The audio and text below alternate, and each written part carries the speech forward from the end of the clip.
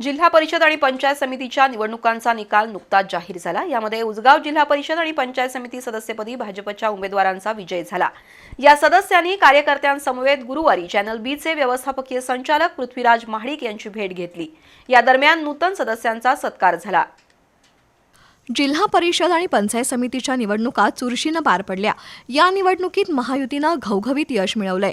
उचगाव जिल्हा परिषद मतदारसंघातून नामदेव दिनकर वाईंगडे तर पंचायत समिती सदस्यपदी तानाजी विठ्ठल कांबळे विजयी झाले।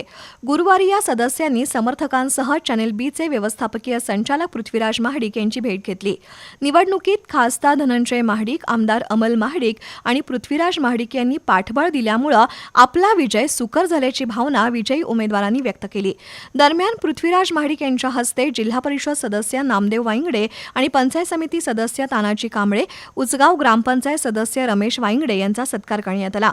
यावेळी भाजपचे पांडुरंग घुणके, अनिल दळवी, विजय यादव, बाजीराव पवार, विजय गुळवे, महादेव यादव, उमेश देशमुख, पिंटू यादव, सँडी चौगले, विकास घाटगे, रमेश चव्हाण, विनायक जाधव उपस्थित होते।